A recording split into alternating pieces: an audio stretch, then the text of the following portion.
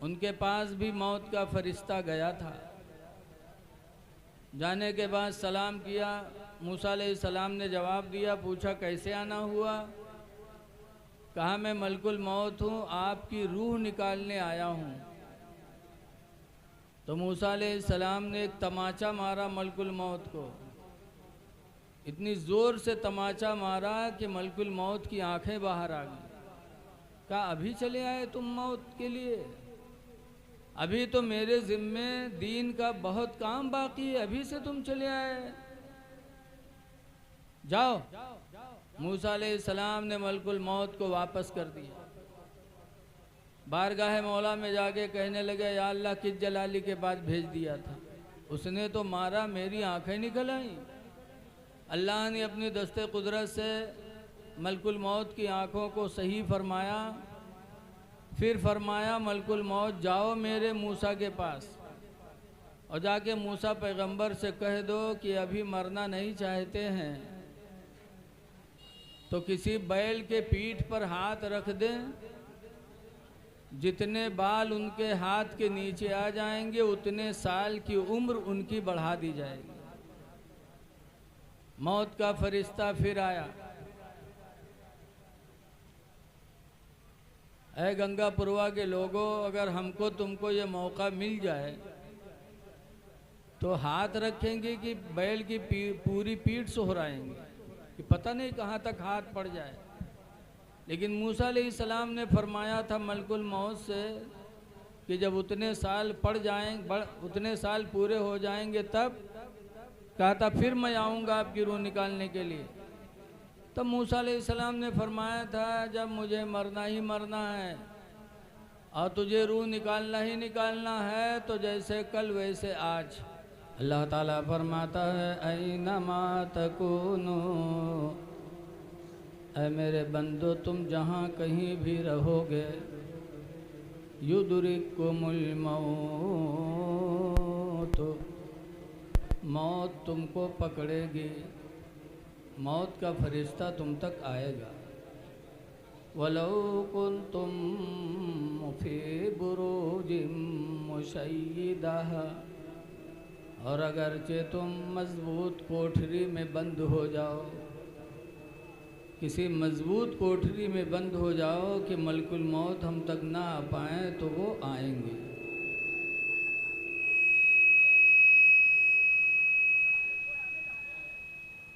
Mac वालों जब बढ़िया बोलने लगे तो ऊपर खूंटी छोड़ दो। अब उसमें कुछ न करो, बहुत अच्छा बोल रहा है, थोड़ी देर मुझे बोल लेने दो। जब मौत आनी ही आनी है, जहाँ कहीं भी रहोगे तो फिर मौत की तमन्ना करना कि अल्लाह मौत दे दे। ये गलत बात है कि नहीं? जो चीज़ हमको मिलनी ही मिलनी है उसको हम मांगें।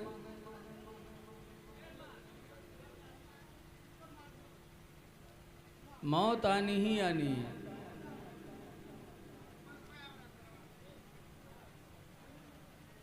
ए भैया अब न तानो यार, यही सब करोगे तो तकरीर कैसे होगी यार? अब ए भैया कमेटी वालों, अब रहने दो, ऐसे रहने दो। अल्लाह की रहमत पे भरोसा रखो, हो सकता है अल्लाह ताला हमको आपको ऐसे ही सुनने का मौका दे दे। और अब आप इसको तानोगे तो तकरीर थोड़ी हो पाएगी। मौत आनी है तो उसकी तमन्ना करना ये गलत बात है। मौत की दुआ मांगना इसीलिए इस्लाम में मना है कि मौत की दुआ न मांगो। मौत तो आनी ही आनी है। लेकिन कुछ लोग हैं जो थोड़ी सी मुसीबत आई बस यही कहते हैं, या अल्लाह हमका उठाए लो। और ये कहने वाले बहुत बड़े मक्कार हैं। मरना कोई नहीं चाहता, बोलो हमहू नहीं चाहते कि मरी, लेकिन बचना है नहीं। तो जब बचना नहीं है तो क्यों कहते हैं अल्लाह हमें उठा लो? सच्ची हिकायत में लिखा है कि एक बुढ़िया रहा है, उके यक्के लड़का, और एक लड़का जी के होते कतना दुलारा होते सब जाना था। लड़कवा बीमार होएगा तो बुढ़ियवा रात भर वक्त है, कहा या अल्लाह हमका उठा लो लड़कवा ठड़ियाए दो, या अल्लाह हमका उठा लो लड़कवा ठड़ियाए दो। रात भर वो डैनिया वक्त है, पड़ोसिन के नींद हराम करे। एक दिन एक पड़ोसी बड़ा मन चला रहा है, बस वो काला चदरा ओढ़िस और बुढ़ियवा लंग खौखी आए के दौरा। ब बुढ़ियवा खटिया से कूद के भाग, कहीं रुक रुक, कहाँ जाते रुक, कहीं को आ भैया, कहीं हम मलकुल मौत हो तो रूह निकाले आए हैं, रुक। तो बुढ़ियवा कहते हम नहीं बीमारन भैया, वो दो लड़कवा बीमार है, वो दो लेटा है बाहर, हम नहीं बीमारन भैया, लड़कवा बीमार है। अत्ते दिन बुढ़ियवा कहा था या अल्लाह हमको उठा लो लड़को ठड़ियाए दो, और जब मुल्कुल मौत का देखे तो कहा था हम नहीं बीमार है, लड़कवा बीमार। मौत की दुआ न मांगो, कितनी भी मुसीबत आए सब्र करो। हजरत अली शेर खुदा रावी हैं, फरमाते हैं हदीस कुदसी है, मल्लम यस्बिर अला बलाए, अल्लाह फरमाता है जो मेरी बला पर सब्र न करे, मेरी तरफ से कोई मुसीबत आए और बंदा सब्र न करे, वलम यशकुर अला नामाए, और मेरी नेमतों पर मेरा शुक्र अदा न करे, कि जब मेरी नेमत पाए तो शुक्र अदा न करे। ए बच्चे चुप रहो, और मेरी नेमत पर शुक्र अदा न कर सके तो ऐसा बंदा क्या करे। अल्लाह फरमाता है फल्यखरुज मिन ताहते समाए, तो चाहिए कि वो मेरे आसमान के नीचे से निकल जाए। कहाँ निकल जाओगे बताओ, कोई निकल सकता है। वलियतलुब रब्बन सिवाए, और चाहिए कि मेरे अलावा कोई दूसरा रब अपना जाके तलाश कर ले। अल्लाह के अलावा कोई दूसरा रब है ही नहीं, तो हम तलाश कहाँ करेंगे। इसलिए हमें हर हाल में खुदा के फैसले पे सब्र करना है। हम पर तुम पर मुसीबतें क्या आई हैं, अंबिया पर सबसे ज़्यादा मुसीबतें आई हैं, सबसे ज़्यादा मुसीबतें अंबिया पर आई। हज़रत अय्यूब अलैहिस्सलाम पर कितनी मुसीबतें आई।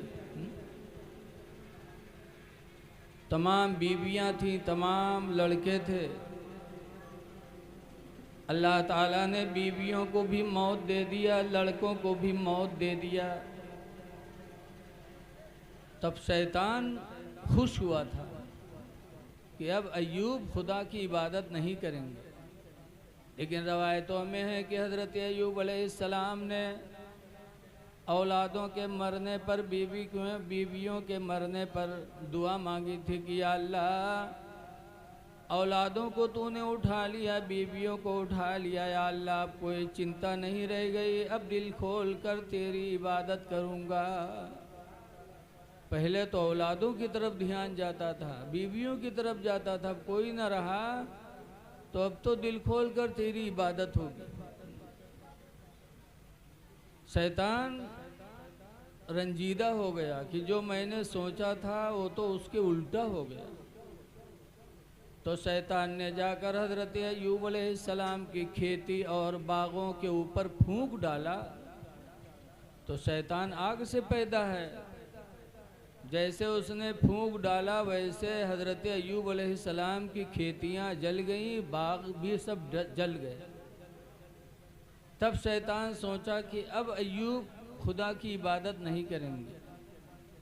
लेकिन उस वक्त भी हज़रत अय्यूब अलैहिस्सलाम ने कहा था या अल्लाह अब खेतियों का भी टेंशन ख़त्म, बागों का भी टेंशन ख़त्म, इलाही अब सिर्फ तेरी ही इबादत होगी। तो इस पर भी बस न हुआ, हज़रत अय्यूब अलैहिस्सलाम के बदन में फफोले उग पड़े,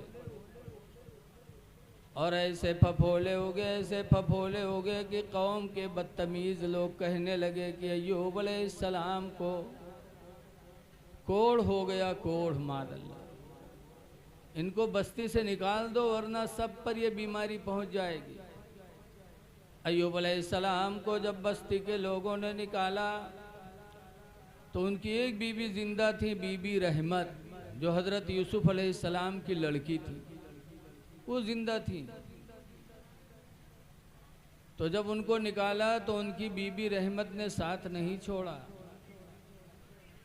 साथ साथ गई जंगल में।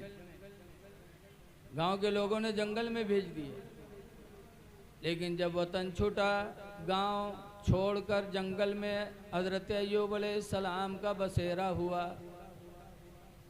शैतान ने सोचा था कि अब अय्यूब खुदा की इबादत नहीं करेंगे, लेकिन उस वक्त भी हज़रत अय्यूब ने कहा था, इलाही तेरा शुक्र है, बस्ती में रहता था, लोगों की आवाज़ें आती थी, अब जंगल में तेरा, जंगल में अब रह करके तेरी इबादत मेरे लिए और बेहतर होगी। या अल्लाह, अब किसी की तरफ मेरा ख्याल नहीं जाएगा, इलाही अब सिर्फ तू होगा, मेरी इबादत होगी। उस वक्त भी हज़रत अय्यूब अलैहिस्सलाम ने सब्र किया। तो हज़रत जिब्रील आए थे, उन्होंने एक चश्मा खोदा, पानी निकला, हुक्म हुआ कि अय्यूब इसमें नहा लो। अय्यूब अलैहिस्सलाम ने नहाया तो हज़रत अय्यूब अलैहिस्सलाम को अल्लाह ने तमाम बीमारियों से शिफा दे दिया। सब्र का दामन नहीं छोड़ा। इसलिए लोगों, कितनों भी मुसीबतें आए, हम नबियों की ज़िंदगी को नज़रों के सामने रखें। हज़रत यूनुस अलैहिस्सलाम को मछली ने निगल लिया था, मछली के पेट में चले गए, लेकिन मछली के पेट में भी हज़रत अय्यूब अलैहिस्सलाम जाने के बाद खुदा के ज़िक्र को उन्होंने नहीं छोड़ा। 40 दिन तक मछली के पेट में रहे, और जब यह आयत करीमा हज़रत यूनुस अलैहिस्सलाम ने मछली के पेट में पढ़ा था, ला इलाहा इल्ला अंता सुब्हानका, नहीं है कोई इबादत के लायक मगर तू ही, तू पाक है, इन्नी कुन्तु मिनज़्ज़ालिमीन, बेशक मैं तो जालिमों में से हूँ। जब हज़रत यूनुस अलैहिस्सलाम ने मछली के पेट में रह कर के आयत करीमा पढ़ा, तब मुहर्रम की 10 तारीख को मछली ने दरिया के किनारे ला के अय्यूब अलैहिस्सलाम को उगल दिया। जब लीला था तो यूनुस जवान थे, और जब उगला 40 दिन के बाद तो छोटे से थे।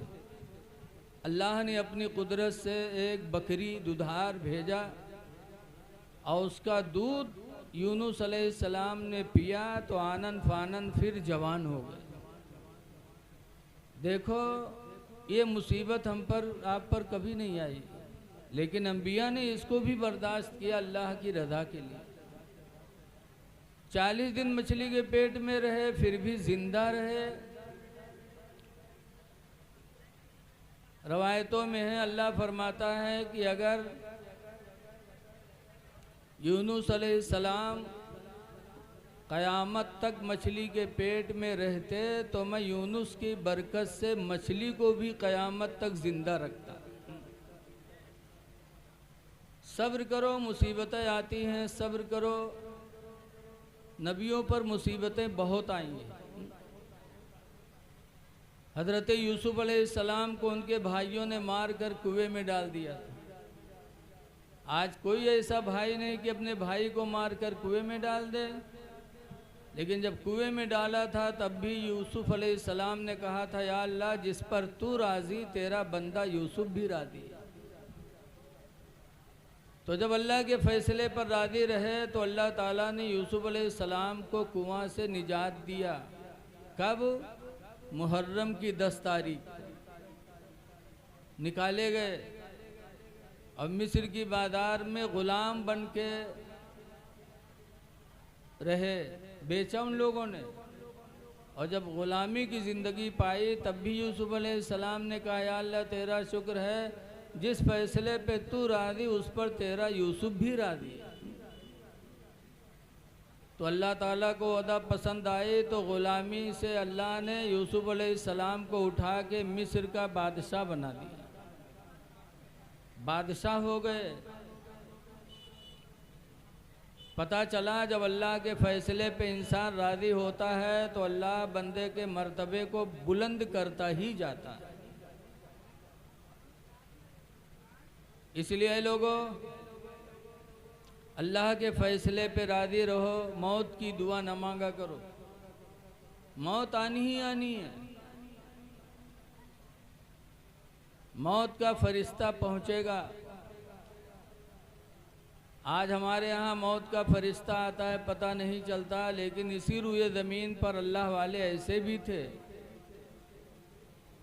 एक नबी हैं हज़रत मूसा अलैहिस्सलाम, उनके पास भी मौत का फरिश्ता गया था।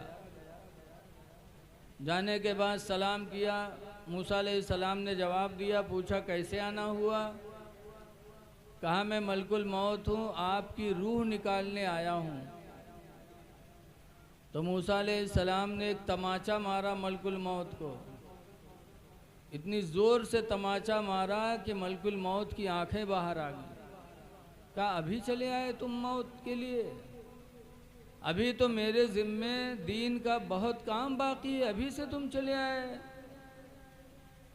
जाओ। मूसा अलैहिस्सलाम ने मलकुल मौत को वापस कर दिया।